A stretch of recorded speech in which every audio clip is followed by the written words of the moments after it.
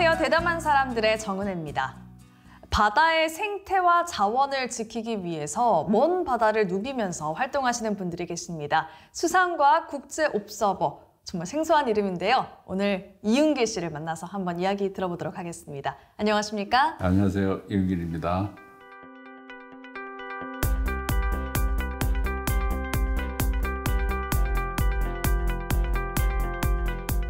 네, 수산과학 국제옵서버라고 제가 소개를 드렸어요. 정말 생소한데요. 어떤 일을 하시는지 구체적으로 설명 부탁드립니다. 우리가 바다를 크게 보면은 그 영해와 공해로 나눠요. 그 영해는 우리나라 주권에 미치는 건데 200마일를 영해라 하고 그 바깥의 바다를 공해라고 하는데 그 공해, 우리나라 주권이 미치지 않는 곳에서 우리나라를 대표해 갖고 상업적인 어를 위해서 수산 자원의 보호와 지속적인 그 생산을 위해서 관찰을 하는데 그 국제기구에서 정한 그 규칙을 따라가고 어획을 하느냐 안 하느냐, 법을 뭐 지키냐 안 지키냐 이런 것과 그리고 그쪽에서 조업한 조업선이 잡는 수산생물의 생물학적 데이터를 수집하는 그런 일을 하고 있어요. 아, 그러면은 감시도 하고 조사도 하고 그런 일을 하시는 건가요? 그렇죠. 예. 그 기본적으로 국제업소는 지구를 살리고 지구 생물을 보호하는 일이에요. 이게 뭐 처음에 뭐 상업 어로라 이랬는데 사실은 알고 보면 지구를 살리고 지구의 수산 생물을 보호하는 일을 하고 있는 거예요. 지구를 지키시는 일을 하고 계시는군요. 하지만 그렇게 일을 하시는 거를 아무래도 다른 선원들은 반기지 않을 것 같아요. 그렇죠. 이제 선원들은 그런 이제 돈을 그걸 하기 위해서 벌기 위해서 일하고 우리는 지구를 지키기 위해서 일하는 사람들이니까 여기서 오는 갈등이 많습니다. 그렇군요. 그럼 기억에 남는 갈등도 있으신가요? 고기가 한 마리 왔는데 살려줘야 되는데 야 그거 살려줘라. 이제 옵서버로서 자기 임무를 충실하기 위해서 그 고기는 잡으면 안 되는 고기니까 살려줘야 되는데 이랬을 때 이 친구들은 그런 거 모르고 뭐 죽였거나 이런 일이 있을 수가 있어요. 그럴 때는 이제 여기 이제 갈등이 생기는데 이런 것들은 뭐 급여 선정이라든가 이런 사람들이 중간에 중재를 서갖고 앞으로 내가 뭐 잘 교육을 시키겠으니까 일을 없게 하겠으니까 교육을 단디에 시키겠다 이러면 이제 벌어진 일이니까 어쩔 수 없으니까 그럼 앞으로 이런 일은 안 일어나도록 잘 부탁드린다고 이래 하면서 이제 그렇게 풀어나가는 거죠. 그렇군요.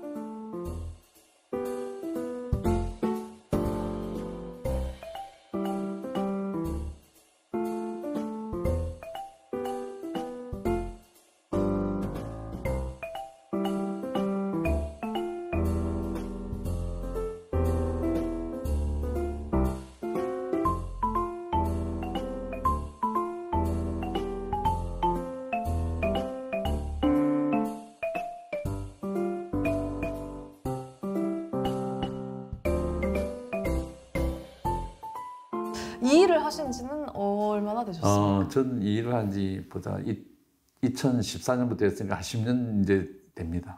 그 전에 다른 일을 하셨어요? 네, 그 전에는 이제 어렸을 때부터 원양어선을 탔고 항해사나 뭐 선장 이렇게 거쳐갖고 그런 생활을 오래 했습니다. 원양어선 선장을 오래 했습니다. 그러면 정말 바다를 누비고 다니셨겠네요. 아마도 안 가본 바다가 없으니까.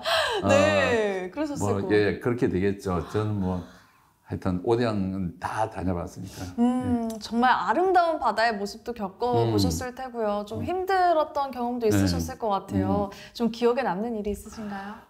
그래 제가 옵서버를 하면서 제일 아름답다고 느낀 데는 저 인도양에 있는 세이셀이라는 섬이에요.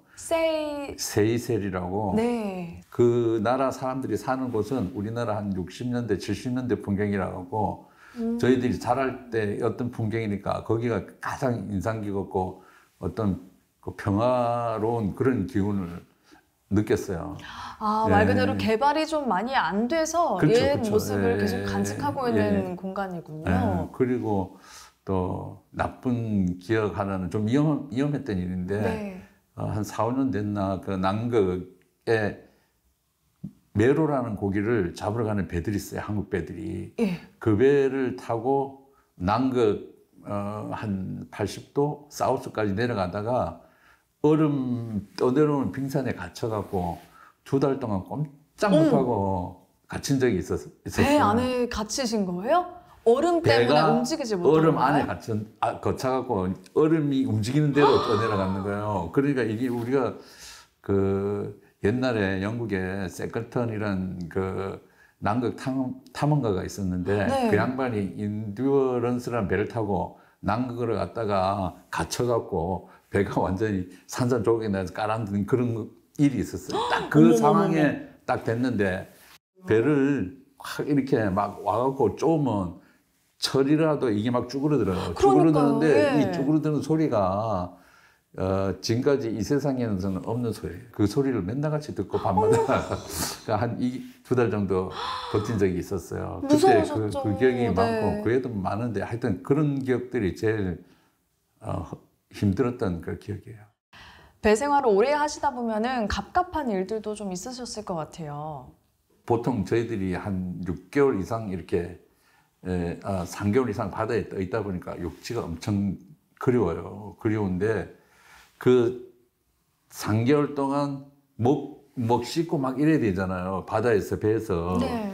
그런데 이제 배에서는 육지에서 나갈 때 물을 좀 씻고 가지만 배에서 자체적으로 물을 만들어 쓰게 돼 있어요. 만들어 쓰는데 육지처럼 그렇게 흔한 게 아니고 약간의 어떤 배급식?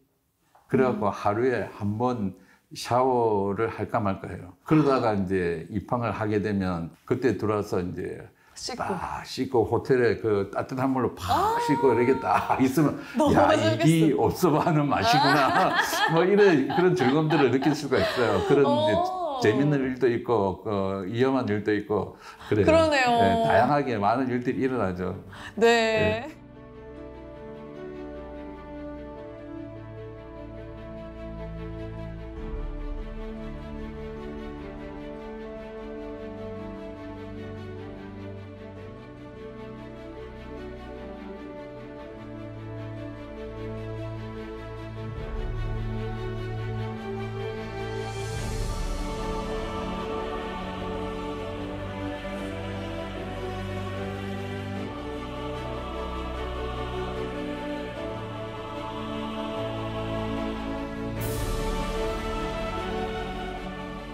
그러면 이렇게 수산 자원이나 좀 희귀종 보호생물들을 좀 조사를 하신다고 하셨는데 어떤 생물들을 좀 만나셨나요? 예를 들어 대서양, 네. 대서양 페루 연안 쪽에 가면 우리가 대왕 오징어라 부르는 거, 오징어 길이가 한 2m 되는 것들이 있어요.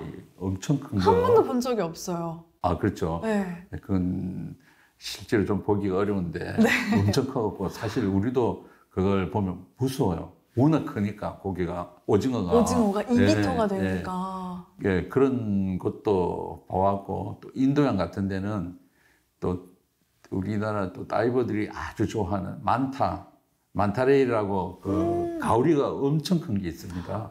그런 가오리를 들어오고 태평양 여기는 이제 고래, 네, 고래도 여기 태평양 여기서는 주로 이제 작은 돌고래 종류들이 보이고 대서양 쪽에서는 마량고래가 바로 눈앞으로 지나가면서 새끼돼 있고 싹 이렇게 손잡고 가는 이런 것들 그런 것들 볼 수 있고 여러 가지 많은 것들을 볼 수가 있어요. 그러면은 어떤 데이터를 수집하시는 거예요? 생체 데이터인데 이제 체중, 몸무게, 그다음에 이제 뭘 먹었나, 먹이 상황 뭐 이런 것들을 조사하고 특이하게도 이제 남극 주변에서 나는 이빨고기라는 게 있어요. 우리가 그 일본 집에 가면 메로라고 주는 고기가 있습니다. 예. 그 고기는 남극 주변에서만 잡히거든요. 아, 그래요? 네. 그래서 그 고기의 어떤 DNA를 조사하기 위해서 머리에 보면 이석이라는 뼈가 2개가 들어가 있어요. 네. 이 뼈를 이제 채취해 보기도 하고. 그래요? 네, 그러면 그걸 채취를 해도 뭐 생명에는 지장이 없나 보네요. 잡아갖고 상품 만드는 고기들. 아, 그래요? 네, 그거는 이제 잡으러 갔으니까 네. 올라오고 처리하고 나면 이빨 그 머리에서 뼈가 있는데 뭐 그런 걸 채취해오고 막 그렇죠. 그런 식으로 조사를 네. 하시나 봐요. 요즘에 수산자원 고갈이나 기후변화 때문에 좀 위기에 대한 이야기를 많이 하잖아요. 네. 직접 바다를 다니시면서 네. 그런 변화나 위기를 체감을 많이 하시는 편이신가요? 그렇죠. 10년 전에 내가 항해했던 바다의 날씨하고 지금 옵서버를 타고 다니는 날씨하고는 완전히 달라요. 어떻게? 그래서 우리가 보편적으로 알기로는 적도 부근에는 바람이 없다. 잔잔하고 고요하다. 그래서 적도 무풍대기가 생겨갖고 옛날에 그 뭐 기록 보면 그 대항해 시대 때 범선들이 와고 바람이 안 불으니까 갇혀하고 유령선이 되고 막 그랬잖아요. 네. 그랬던 바다가 지금은 나쁠 때는 한 파도가 한 3m, 바람이 한 20m/s까지 이래 불어요. 어머, 그래요? 근데 그거는 이제 전적으로 지구의 어떤 변화 이런 것들을 바로바로 그걸 느낄 수 있어요. 그런 것들이 다 그런 현상 중에 하나라고 저는 생각하고 있어요.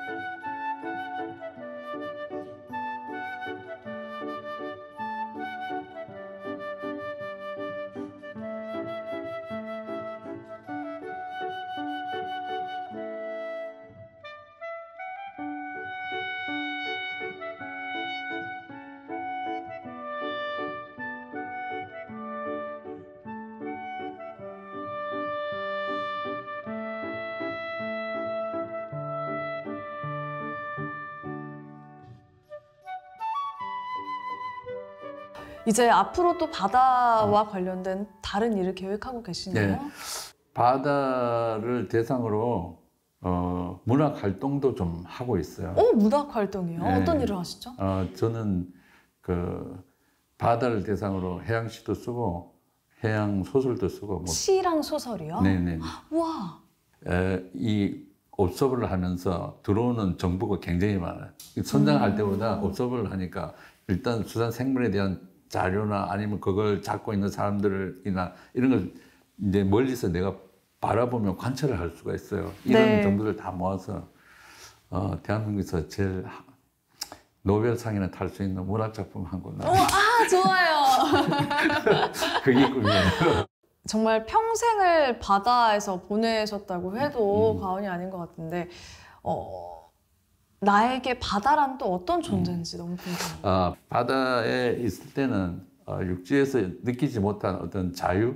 뭐 자유. 그런 아주 가벼운 홀가분한 그런 것들을 느끼다 보니까 지금 다시 돌아봐도 뭐 바다 이렇게 하면 다르게 표현할 게 없고 또 다른 나라고 뭐 이렇게 얘기할 수 있어요. 와, 바다는 또 다른 나다. 네. 정말 내 삶 자체신가 봐요. 네네.